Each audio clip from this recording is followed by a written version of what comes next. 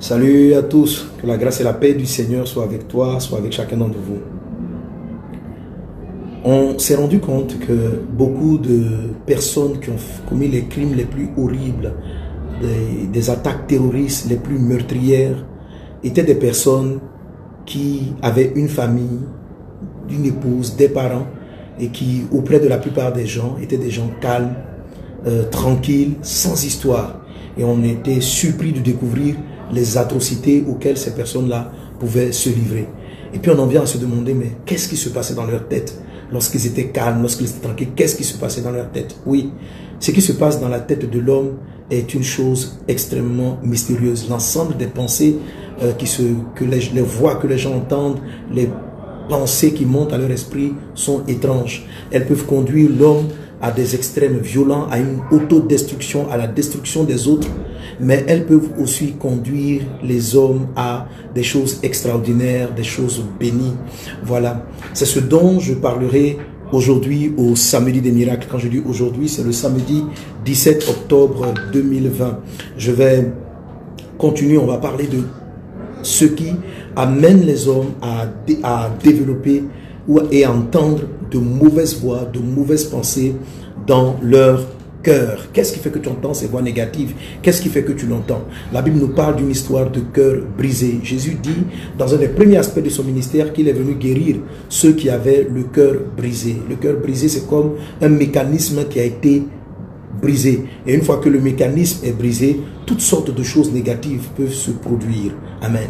Si le cœur peut produire des choses négatives, il est aussi le moyen par lequel Dieu veut produire des choses positives dans ta vie. Le Seigneur Jésus peut dire par exemple dans sa parole que un cœur joyeux est un bon remède. Autrement, on peut même trouver la santé simplement en réadaptant les pensées de son cœur, en pensant d'une manière particulière.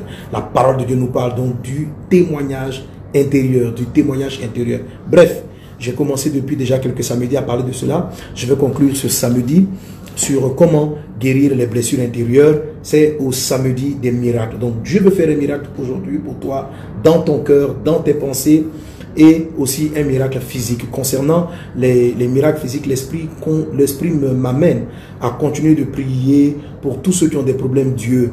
Et je rends grâce à Dieu déjà pour les témoignages que nous avons reçus et qui passeront pour certains ce soir. Amen.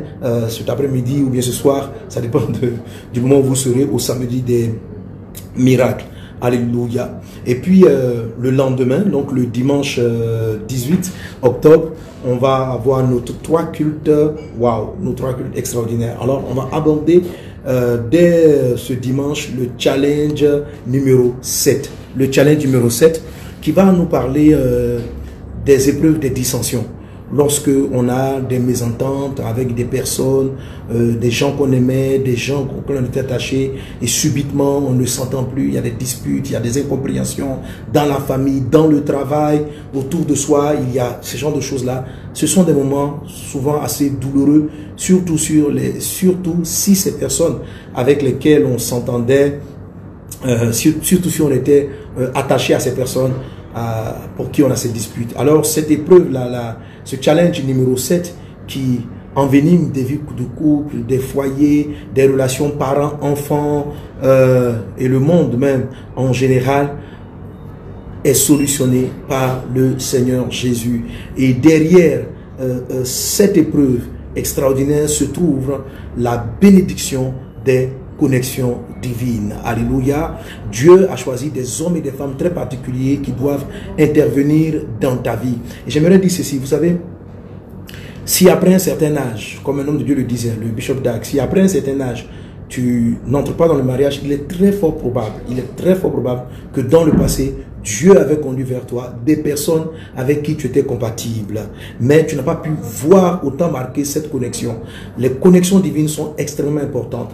On arrive à les développer, à reconnaître les bonnes personnes, les bonnes relations de notre vie après avoir traversé l'épreuve ou le challenge numéro 7 qu'on appelle encore l'épreuve de Tabera. Bref, toutes ces choses, c'est ce week-end à Vase d'Honneur Centre Kodesh. Je t'y attends en ligne et en présentiel. Si vous pouvez venir physiquement, faites-le, faites-le, faites-le. Il est doux et agréable pour des frères de demeurer ensemble. Que Dieu te bénisse et puis rendez-vous Amen. À toutes ces rencontres, invite ceux qui ne connaissent pas Jésus afin qu'ils puissent se tourner vers le Seigneur et ceux qui ont besoin d'entendre ses paroles et aussi d'être guéris. Soyez bénis et puis à tout à l'heure pour nos différents cultes. Amen.